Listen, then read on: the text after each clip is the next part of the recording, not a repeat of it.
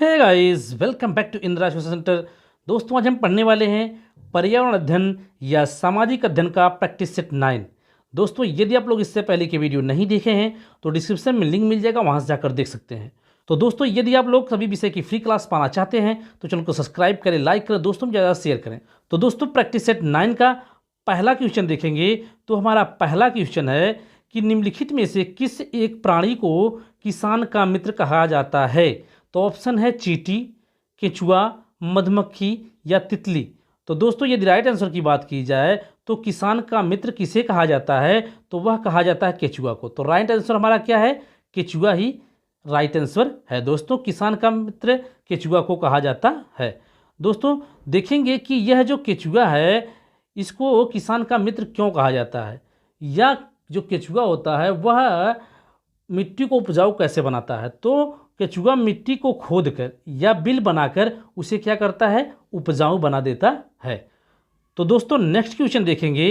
तो हमारा next question है कि पर्यावरण को बचाने के लिए चिपको आंदोलन से कौन सा राज्य जुड़ा था या जुड़ा हुआ है। दोस्तों, यहाँ पर कहने का अर्थ है कि जो चिपको आंदोलन हुआ था वह किस राज्य में हुआ था। तो ऑप्शन है उत्तर प्रदेश, झारखंड, उत्तराखंड या छत्तीसगढ़। तो दोस्तों, राइट आंसर है हमारा उत्तराखंड।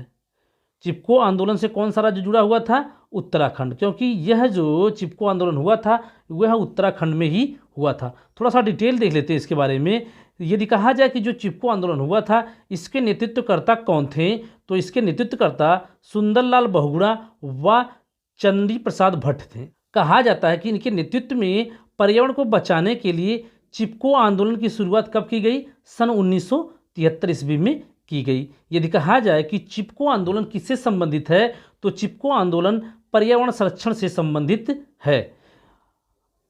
तो दोस्तों, हमने कहा कि कहाँ से संबंधित था या किस राज्य से संबंधित था, तो यह उत्तराखंड की चमोली जनपद से संबंधित था। और यह किस प्रकार का आंदोलन था, तो यह वृक्षों को काटने से बचाने के लिए आंदोलन चलाया गया था, क्योंकि उस समय बड़ी मात्रा में वृक्षों को काटा जा रहा था, इसलिए वहाँ पर वृक्षों को बचाने के लिए यह आंदोलन चलाया गया। तो दोस्तों, नेक्स्ट क्वेश्चन देखेंगे कि जनगणना 2011 के अनुसार भारत में लिंगानुपात क्या है। ऑप्शन है 940 रेशियो 1000, 916 रेशियो 1000, 920 रेशियो 1000, 982 रेशियो 1000।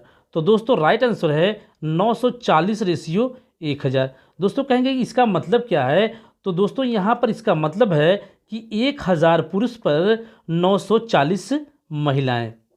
पूरे देश में यदि कहा जाए कि जनगणना 2011 के अनुसार भारत में लिंगानुपात तो 1000 पुरुषों पर 940 महिलाएं ही थीं, इसी को कहा जाता है लिंगानुपात। तो दोस्तों, नेक्स्ट क्वेश्चन देखेंगे कि जीवों के व्यवहार का अध्ययन क्या कहलाता है। जो जीवों के व्यवहार का अध्ययन किया जाता है उसको हम किस नाम से जानते हैं, तो ऑप्शन है इटियोलॉजी, नियोलॉजी, इथोलॉजी या डेमोलॉजी। तो दोस्तों, राइट आंसर है इटियोलॉजी। इटियोलॉजी ही क्या कहा जाता है, जीवों के व्यवहार के अध्ययन को कहा जाता है। तो दोस्तों, नेक्स्ट क्वेश्चन देखेंगे कि समुद्री शैवाल किसका महत्वपूर्ण स्रोत है। जो समुद्री शैवाल है या जो समुद्र में शैवाल पाया जाता है यह किसका महत्वपूर्ण स्रोत है, तो ऑप्शन है क्लोरीन का, ब्रोमीन का, आयोडीन का या लोहा का। तो दोस्तों, राइट आंसर हमारा आयोडीन का। जो शैवाल है या कहेंगे कि जो समुद्री शैवाल है यह आयोडीन का क्या है, महत्वपूर्ण स्रोत है। तो दोस्तों, हमने देखा है कि जो समुद्र का पानी होता है वह क्या होता है, खारा होता है। वह किस कारण होता है, आयोडीन के कारण ही क्या होता है, पानी खारा होता है। यदि बात की जाए कि आयोडीन की कमी से कौन सा रोग होता है, तो आयोडीन की कमी से घेंघा रोग होता है।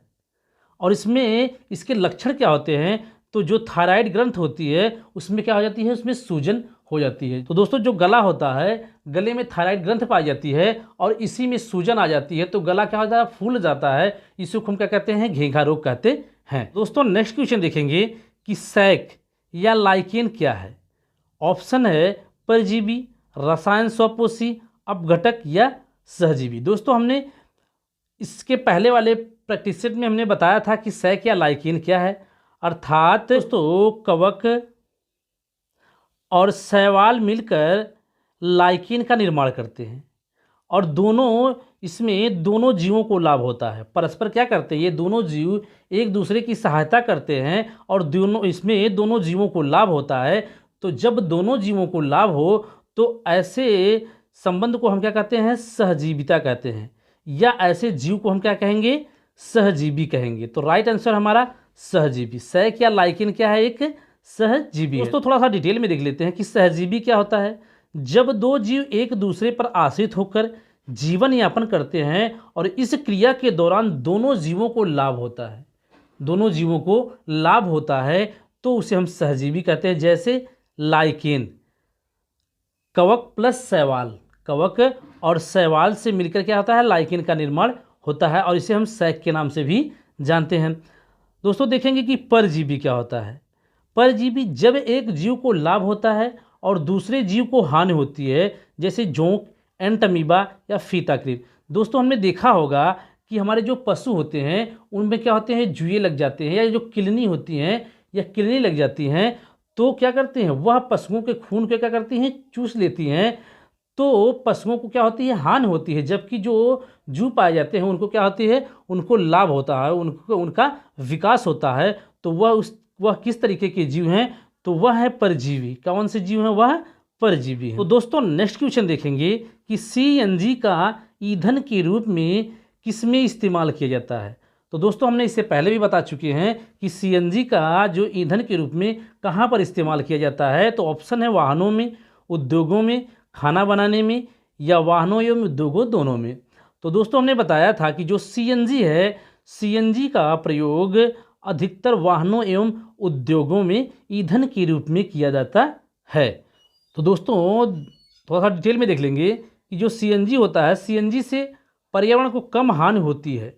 तो दोस्तों इसका यूज किया जाता है वाहनों एवं उद्योगों में ईंधन के रूप में, जबकि एलपीजी का जो प्रयोग होता है वह किया जाता है आपके रसोई घर में गैस के रूप में, या रसोई ईंधन के रूप में किया जाता है।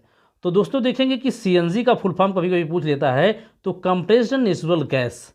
तो दोस्तों एलपीजी की बात की जाए तो एलपीजी का फुल फॉर्म होता है लिक्विफाइड पेट्रोलियम गैस। तो दोस्तों नेक्स्ट क्वेश्चन देखेंगे कि पर्यावरण जागरूकता का किसके द्वारा सृजन किया जा सकता है, या किसके द्वारा हम पर्यावरण जागरूकता ला सकते हैं बच्चों में। तो ऑप्शन है व्याख्यान द्वारा, क्षेत्रीय भ्रमण द्वारा, समूह वार्तालाप द्वारा, या अध्ययन द्वारा। तो दोस्तों राइट आंसर है क्षेत्रीय भ्रमण द्वारा। क्षेत्रीय भ्रमण द्वारा ही हम क्या करते हैं, सबसे अधिक बच्चों में पर्यावरण के प्रति जागरूकता ला सकते हैं।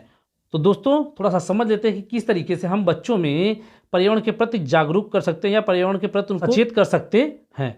तो दोस्तों हम क्या करते हैं, जब हम कभी कभी घूमने जाते हैं या हम टूर पर जाते हैं, तो वहाँ पर चिड़ियाघर, आपका राष्ट्रीय उद्यान आदि जो भी हम देखते हैं, या जहाँ भी महत्वपूर्ण स्तर पर जाते हैं, तो उसके बारे में हम क्या करते हैं, जानकारी इकट्ठा करते हैं, उनके बारे में जानकारी इकट्ठा करते हैं, और वहाँ पर रहने वाले जीवों के बारे में भी क्या करते हैं, हम अध्ययन करते हैं। और इस तरीके से हम क्या करते हैं, पर्यावरण के बारे में हम क्या करते हैं, प्रत्यक्ष चीज़ों को देखते हैं और अनुभव करते हैं। इस तरीके से सबसे अधिक यदि बात की जाए कि पर्यावरण जागरूकता किसके द्वारा की जा सकती है, तो वह क्षेत्रीय भ्रमण के द्वारा ही की जा सकती है। तो दोस्तों नेक्स्ट क्वेश्चन देखेंगे, एलपीजी किसका संक्षिप्त रूप है।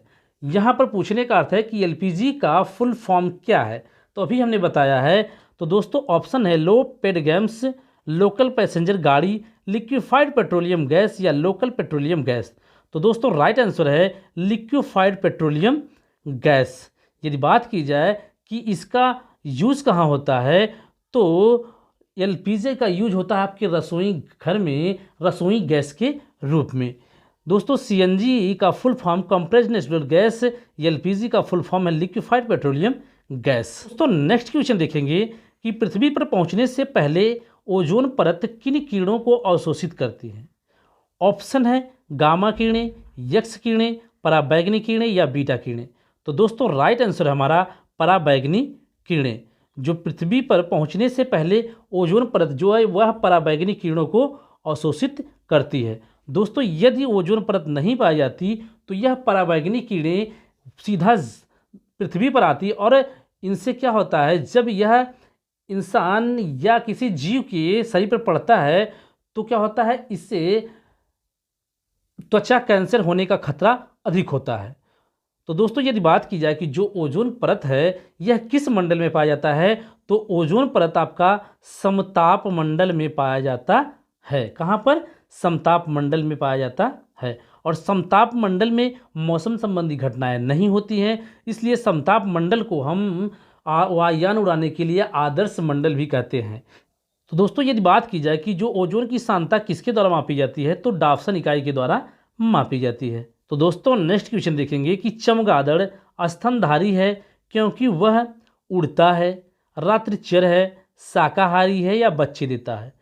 तो दोस्तों चमगादड़ को स्तनधारी क्यों कहा जाता है? क्योंकि वह बच्चे देता है। क्या करता है? वह बच्चा देता है और बच्चे को दूध भी पिलाता है। वह एक प्रकार की चिड़िया ही लेकिन है, वह क्या करती है? वह उड़ती भी है लेकिन वह अंडा नहीं देती, वह अंडे नहीं देती, वह बच्चे देती है और बच्चे को दूध भी पिलाती है, इसलिए चमगादड़ को स्तनधारी कहा जाता है। दोस्तों नेक्स्ट क्वेश्चन देखेंगे कि पर्यावरण की परिभाषा क्या है। ऑप्शन है ए बायोटिक एवं बायोटिक घटक, समुद्र तल के नीचे पृथ्वी पर वस्तुएं, चीज़ें जो हमको घेरती हैं, उपरोक्त में से कोई नहीं। तो दोस्तों अभी तक हमने पढ़ा है कि जो हमको चारों तरफ से घेरे हुए है वही क्या है? पर्यावरण है। तो दोस्तों यह परिभाषा नहीं है बल्कि यह एक क्या है? पर्यावरण का शाब्दिक अर्थ है। चीज़ें जो हमको घेरती हैं यह क्या आपका पर्यावरण का शाब्दिक अर्थ है। लेकिन यदि बात की जाए कि पर्यावरण की सही परिभाषा क्या है, तो वह है ये बायोटिक एवं बायोटिक घटक, अर्थात कहने का अर्थ है कि जहाँ पर जैविक और अजैविक घटक पाए जाते हैं, या कहेंगे कि जैविक या अजैविक घटक जो हमको चारों तरफ से घेरे हुए हैं वही क्या है? पर्यावरण है। तो दोस्तों जहाँ पर बायोटिक एवं एबायोटिक या जैविक या अजैविक घटक दिया हो और पर्यावरण की परिभाषा पूछा हो तो हम जैविक और अजैविक घटक को ही सही करेंगे। तो दोस्तों राइट आंसर है ऑप्शन नंबर 1। दोस्तों नेक्स्ट क्वेश्चन देखेंगे कि निम्नलिखित अंतर्राष्ट्रीय संस्थाओं में कौन सी संस्था वन्य जीव संरक्षण के प्रति समर्पित है। ऑप्शन है UNFPA, UNDP, यूनेस्को या WHO।